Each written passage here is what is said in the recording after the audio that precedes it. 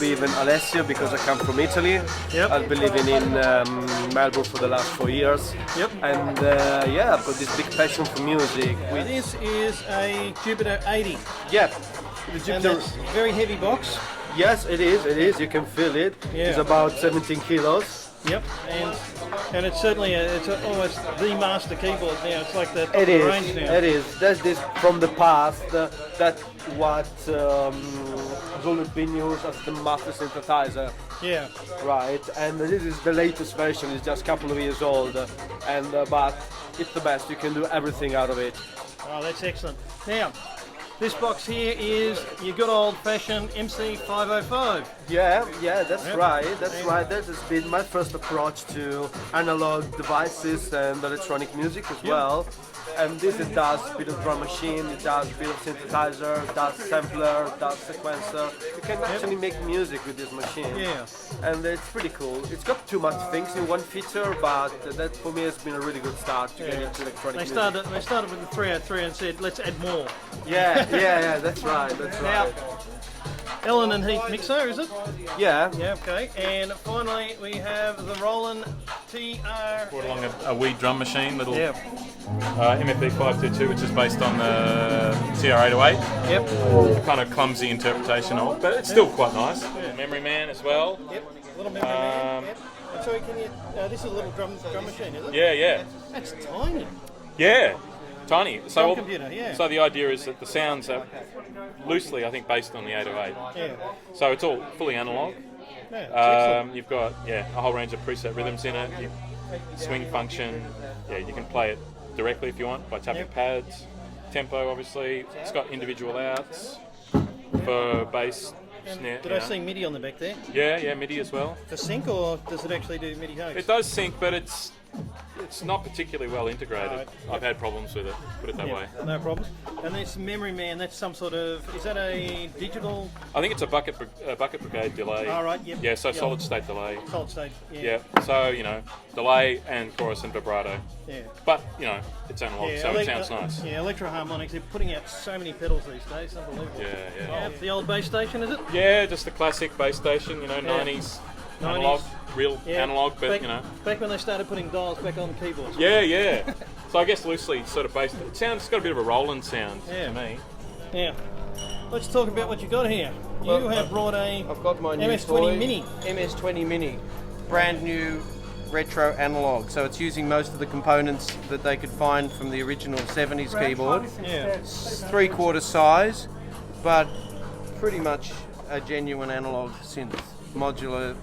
So you can use the knobs and you can do this sort of wiring, which I'm getting a handle on. Actually, I've got the original one sitting at home, and they are a great sound. Yes, yeah. I have a very soft spot for these because these are. The original was my first synthesizer, and it's one of those things that never leaves you. It's got that sound in it. So, And still works after all these years. yeah, and I can understand why they brought it back. So it's a great sounding keyboard. Well, my name's Kim. That's Kim. K-I-M.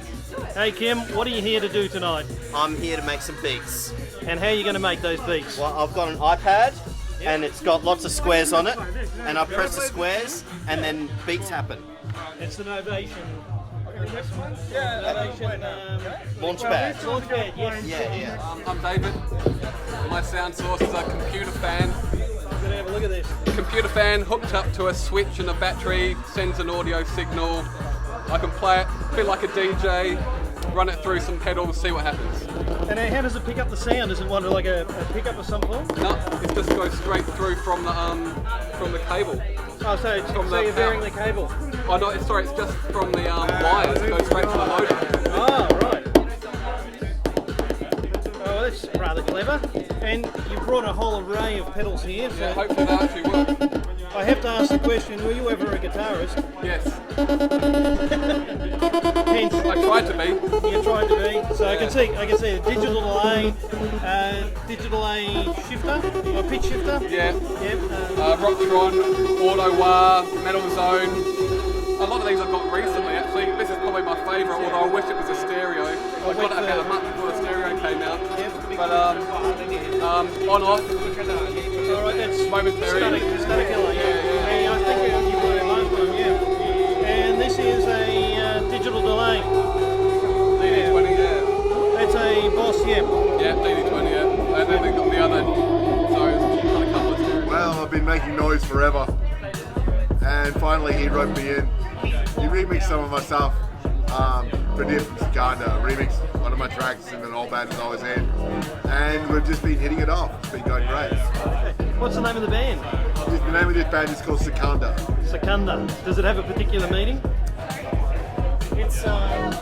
It's in Persian, and it basically refers to Alexander. It's the name Alexander in Persian.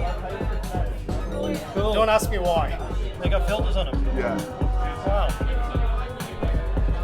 So I know, 2/5 are nothing about guitars, but I haven't seen pickups like those, so unusual. I think Laswell uses them and Joe Wobble. Right, interesting to hear. I am Pradeep Sarkar, producer of Secanda, and that's Pete Warren-Smith, plays bass and produces with Secanda as well. We are a Melbourne-based act, and we basically loot elements of world music, cinematic, atmospherics, and bass culture, namely dub, two-step, and other kind of bass music coming out of the UK. Let's talk a little bit about the equipment you brought with you. Obviously, you brought Ableton, which is right. I'm sure Ableton should be giving us money because we're the best advertisement for them.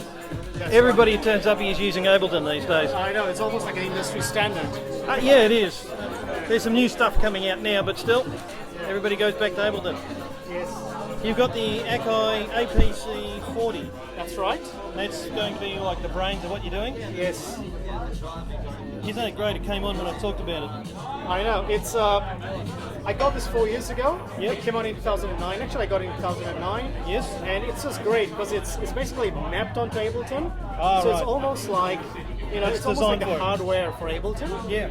And so you don't actually. It Have minimizes your need to look at the screen. Yep. Which is great because I try my best not to look at the screen. Yeah. I mean, sometimes it's inevitable. Sometimes you have to, yeah. So you have to, but it does. This is the Blofeld. Blofeld, as you know, Blofeld almost went bankrupt until they came up with this one. Yeah, that was Waldorf came out with the Blofeld.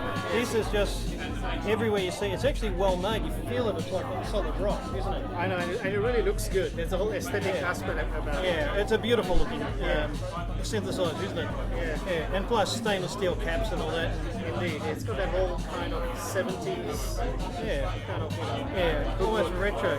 And you've got a controller keyboard here. By Yeah, it's an Arturia. Now, of course, when I'm using it with Ableton, with Absinthe, it doesn't make. I can't use a lot of the fancy stuff here. Yep. That's basically for the Arturia software, Arturia Factory, and Arturia Lab. Yep.